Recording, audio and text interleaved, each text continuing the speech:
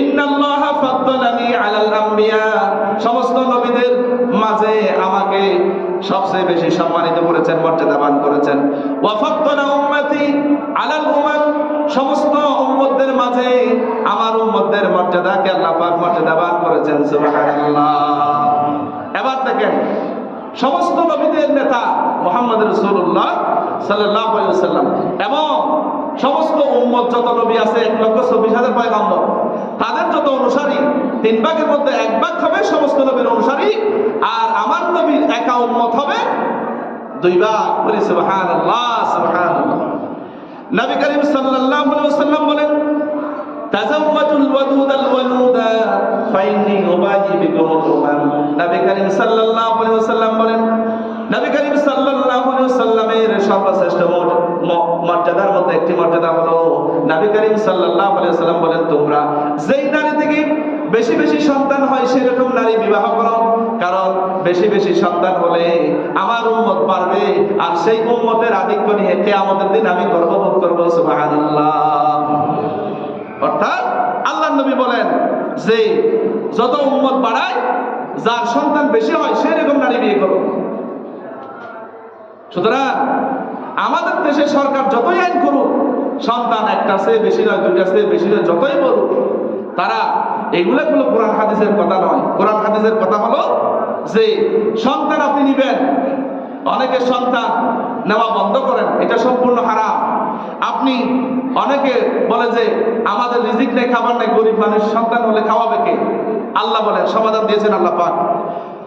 আল্লাহ পাক বলেন, وَمَن يَتَّقِ اللَّهَ يَجْعَل لَّهُ مَخْرَجًا وَيَرْزُقْهُ مِنْ حَيْثُ لَا يَحْتَسِبُ। আল্লাহ পাক বলেন, দুনিয়ার জমিনে যদি আমাকে ভয় করে চলো, তাহলে বরকতের সমস্ত দরজা আমি খুলে দেব এবং অগণিত অগণিত অসংখ্য আমি রিজিকের ব্যবস্থা করব। সুবহানাল্লাহ। সুতরাং আল্লাহ বলেন, আমাকে যদি ভয় করো তাহলে রিজিকের কোনো অভাব নাই। সুতরাং আমরা যদি সে আল্লাহকে যদি ভয় না করে যদি চলি, তাহলে আমাদের কাছে তো রিজিকের বরকত থাকবে না। এই জন্য আল্লাহ বলেন, যদি আমাকে ভয় করে চলো, আমার গোলামি করো, তাহলে আমি রিজিকের অভাব হবে না, আমি এমন ভাবে দেব কে তোমরা শেষ করতে পারবে না। সুবহানাল্লাহ, সুবহান। কিন্তু অবৈধভাবে যারা কামাই করবে, জমা করবে, তারা মনে করবে ইয়াহসাবু আন্না মালাহু আখলাদা, এই টাকা পয়সা আমার কাছে চিরকাল থাকবে না, থাকবে না। আল্লাহ পাক একটা ব্রেন টিউমার দিবেন, আল্লাহ পাক এমন একটি রূপ দিবেন, আপনার টাকা পয়সা তো যাবেই, আপনার ব্যাংক ব্যালেন্স, টাকা পয়সা, জায়গা জমি বিক্রি করে ওষুধের পয়সা হবে না। এই জন্য দেখেন না, হাজার হাজার কোটি কোটি টাকার মালিক সালমান এফ রহমান দাড়িগুলো পর্যন্ত রাখতে পারে নাই বেচারা। আহারে, এইরকম টাকা পয়সার আমার দরকার কি? সুতরাং সম্মানিত হাজিরিন, টাকা পয়সা এগুলি চিরস্থায়ী নয়।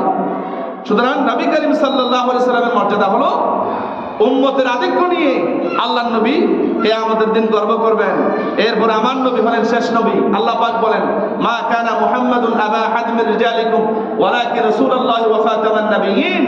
আল্লাহ বলেন, রাসূল তোমাদের জন্মগত পিতা নন, তবে রূহানি পিতা। আমরা একটা জিনিস ভুল করি, আমরা অনেক সময় মা ফাতেমা বলি, মা খাদিজা বলি না।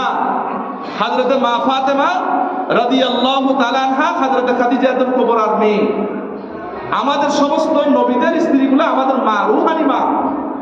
এদের মেয়ে যেগুলো হযরতে ফাতেমা রাদিয়াল্লাহু তাআলা আনহা হলেন আমাদের বোন, আমরা অনেক সময় মা ফাতেমা বলে ফেলি, আমরা বুঝি না বিদায়। এজন্য আমাদের জন্য হযরতে মা খাদিজা রাদিয়াল্লাহু তাআলা আনহা, যাকে আল্লাহ পাক সালাম দিয়েছেন। সুতরাং সমস্ত নবীরা আমাদের জন্মগত পিতা নন, আমাদের রূহানি পিতা, এবং তাদের স্ত্রীগণ আমাদের মা, এবং মেয়েগুলি হচ্ছে আমাদের বোন। এটা খেয়াল রাখতে হবে, এটা একটা মর্যাদা, নবী করিম সাল্লাল্লাহু আলাইহি ওয়াসাল্লাম আলাদা মর্যাদা।